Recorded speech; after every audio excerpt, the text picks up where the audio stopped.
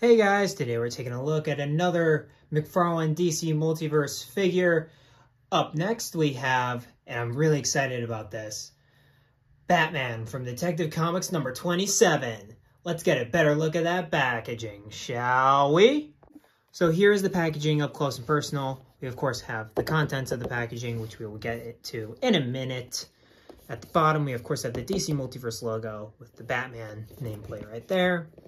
You have the Batman nameplate on the side. You have the DC Multiverse logo right there. On the bottom, you of course have the QR code for the DC Universe Infinite app, which has a QR code to a book, which, if I'm not mistaken, I think it's called Batman First Night, the prestige-bound Golden Age Batman story that's out right now by Dan Jurgens. I think that's probably what this QR code will be. It probably will not actually be Detective Comics number 27, because it honestly features a very short story involving Batman. It's not a full Batman issue. It has a Batman story that's probably like not even the length of like a modern comic book, like maybe 10 pages or something. It's short. And you of course have the cover. So yeah, see, 64 pages for Detective Comics number 27, and it's famous for Batman. But this is, of course, the iconic Detective Comics cover. I love it, even though Bob Kane drew it, which makes me sad. And you, of course, have the QR code again, and then you, of course, also have McFarlane Toys' social medias. Follow them on Facebook, Twitter, and Instagram. They're really good on updating when it comes to pre-orders and stuff like that, but this one eluded me for some time. On the side, you of course have Batman from Detective Comics number 27. You have the DC Multiverse logo up at the top. On the bottom, you have the McFarlane Toys logo right there. On the top of the packaging, you have the 22 moving parts right there. McFarlane Toys logo again. This is for 12 plus, so for collectors. On the bottom, you of course have the Batman legalese right there. And then there you have the barcode for all you Batman for your barcode hunters out there. Sheesh. And this is the first appearance of Batman look. But alright guys, let's get this Batman out of the packaging. And here we are with the Detective Comics 27 Batman out of the packaging. First up, we are going to take a look at the accessories, followed by the figure, of course. Up first, I gotta do it. It's the stand. You know the drill. It's got the black DC logo right there, the one peg, and then of course the three little thingies on the bottom. Up next, we have the card, which of course has the Detective Comics cover right there. Of course, from Detective Comics number 27. On the back is a very standard bio of Batman, but since I've actually read this issue, Batman's first adventure is quite interesting because, one, he kills people, and second off, he very much it's a very weird book. It's also very much of the time. So when you read it today, you're like, this is weird. I don't like this. But you got to think of, like, you got to remember that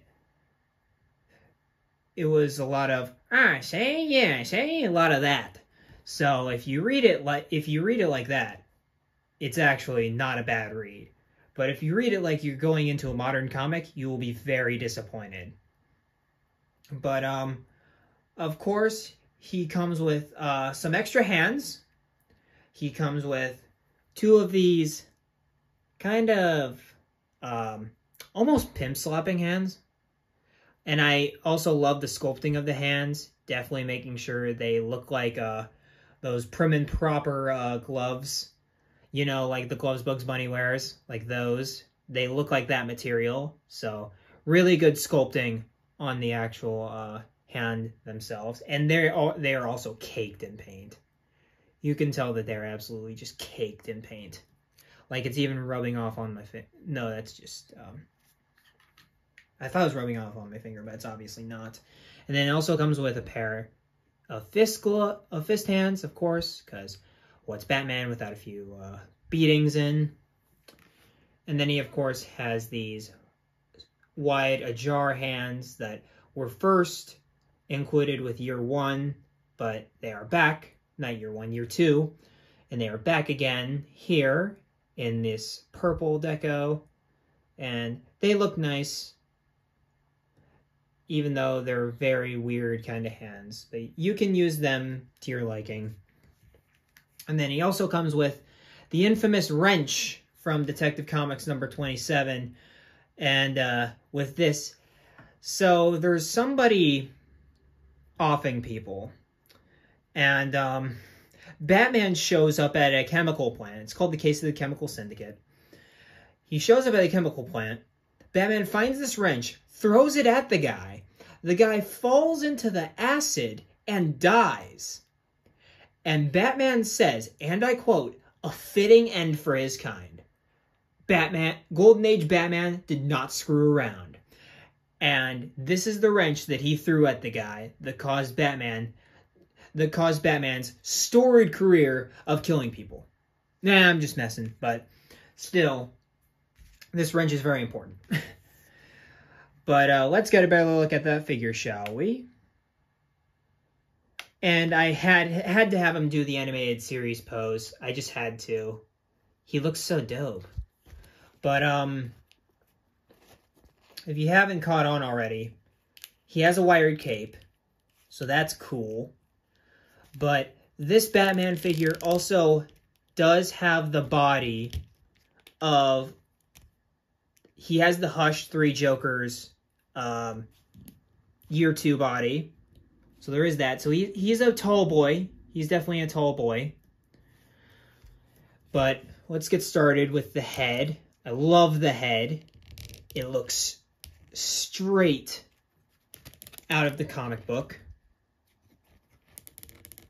And I also just love this. I low-key love the design for this cowl because it's long ears. He looks like a freaking demon.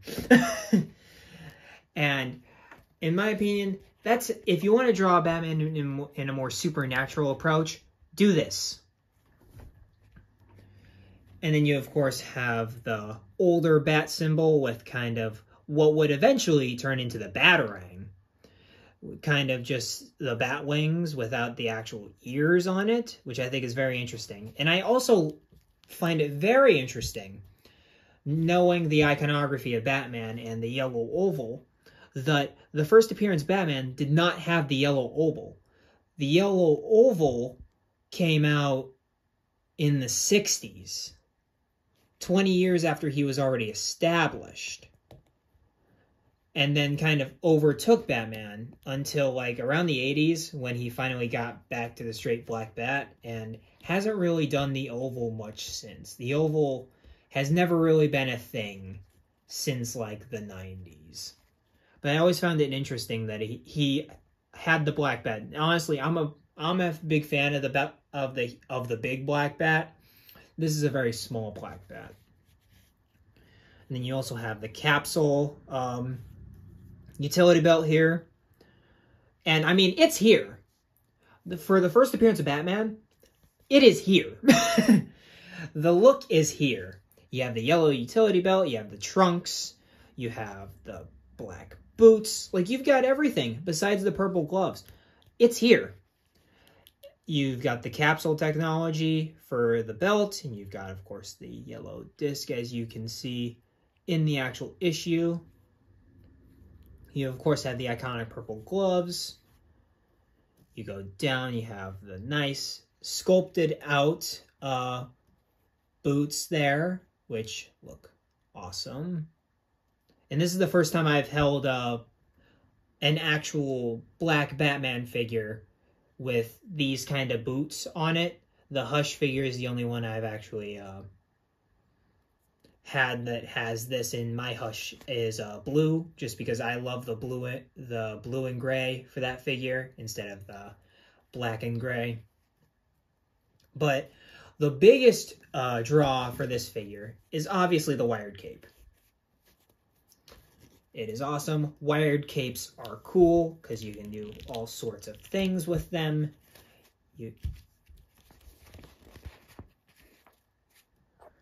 Like, how freaking awesome is that? And I'm so happy that McFarlane Toys went all out for the first appearance of Batman, because you can definitely see this being a lot of people where they're just like, oh, the first appearance of Batman, that's lame. But when they see the wired cape, they're like, oh, I might actually want to get this, because it's a really posable Batman. But like, this is the kind of stuff you could do with a wired cape, and it just makes him look infinitely cooler. But I'm also just a huge fan of the design. I've came around to the purple gloves. I know they look silly, but there's something about them, and especially the cowl, that I'm just like, yes. And that's why I cannot wait to read the Dan Jurgens Golden Age Batman story, where he is wearing this. I cannot wait to read that in collected edition. And also on the back, it has very much, and it's made out, I don't know what it's made out of. It's made out of a more harder material, more like a foil. It's very interesting what the cape is made out of. And I can't really tell, and I also love that they actually have the folds, the creases in the cape. I like that a lot, so you can do a lot more there. But, oh yeah, Batman created by Bill Finger, not Bob Kane. Bob Kane robbed everything Bill Finger had. This truly does pay tribute to Bill Finger's design for Batman. And I'm so happy that after all this time, we finally have a good figure of this design. But let's get into the articulation. We, of course, have a standard neck joint here for this Batman, which he looks left, he looks right. He can tilt his head up. He can tilt it very far down, almost inhumanly down. Unfortunately, sheesh, there will always be gappage, which that sucks. That sucks. Especially for this figure, that sucks. And then he also has armpit joints in there. He can move his arm up, rotate it forward, rotate it back. He has bicep swivel, double jointed elbows. I've seen worse. He has the standard McFarlane joints, which you can move forward in and out, and you can rotate it around if it'll let me, and you can do the roll of the dice hinge like so. And also the hands are, beware of the peg. This peg is very small for an interchangeable hand, so just be aware of that. And they do come off and on decently well, so that's good. I wouldn't expect any breakages, but out of a lot of the figures with interchangeable hands, it's definitely the thinnest peg. So I wouldn't try to switch them out too often, but I'm guarantee you could. Not great crunch right there. Not great crunch at all. You can move back with some gappage and that far without gappage. You can, of course, rotate all the way around both ways. All that good stuff. He has standard McFarlane legs. He can move that far forward. He can move that far backward. He has very good thigh pivot. He has double jointed knees, which look pretty solid. Pretty solid there. And then you, of course, have ankle joints, which at the top of the joint has rotation. At the bottom of the joint has ankle pivot, and of course you have the hinge, and then you of course have toe articulation, like so. And here is Batman with some members of the superheroes that he'd be interacting with, at least for this time period. We'd of course have Wonder Woman, because she's been around forever. We have Alan Scott, Green Lantern there. Awesome character. And then we of course have Jay Garrick as well. I would put in Superman, but Superman, I don't have first appearance Superman from 1939. I don't have him. I wish I did, but I don't. But it would be cool. And here is our first appearance Batman next to the Joker that he'd fight in this era. Of course, that being the clown, comedian, criminal Joker from Three Jokers, which is obviously a reference to the Golden Age first appearance of Joker. So, and of course, Detective Comics number 27 Batman. Even though he did not fight the Joker for the first time in this outfit, it still would be the era that this Joker and this Batman would square off in. Here is Batman with some more classic-looking designs for certain characters. We, of course, have the closest thing I have to a classic Robin, that being Carrie Kelly from The Dark Knight Returns there. And then we also, of course, have our first appearance Batman and the 90s Nightwing, which, honestly, they don't look bad together. Even though in the comics his hair was much more outrageous than it is on the figure, you can totally see these two teaming up. It's absolutely wild. Nightwing could have existed in the Golden Age, but he didn't, which sucks, but they look really good together. I'm just saying, it looks awesome. Here we have several Batmen here from all different kinds of eras. We, of course, have, from left to right, we have Nightfall Batman, Blue Batman with the oval. We have Kingdom Come Batman, Alex Ross. We, of course, have Bob Kane, Bill Finger, Detective Comics number 27 Batman right there. We have Jim Lee, Hush Batman right there. Probably my favorite Batman figure. Then we, of course, have Snyder Capullo, Haneen, who else drew Rebirth Batman? But you got Rebirth Batman right there. And to see how this character evolved is honestly incredible. And you can really see it throughout a lot of these figures, and even more of the other ones, like Year 2 being a prime example. And I wish we'd get a Dick Sprang Batman, so we could really see the evolution of Batman in figure form through the McFarlane Toys line. And I think these all fit in with each other relatively seamlessly, even though most of them are on that body buck. But still, I think they'd all look really good if we could get at least them all on that one body buck.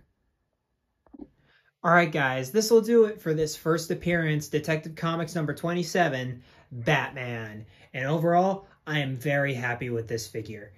This is one of the rare instances where this figure looks like he popped right out of the comic. Like literally if he burst right through the page, this is what I'd expect to get. Like, the cape is great.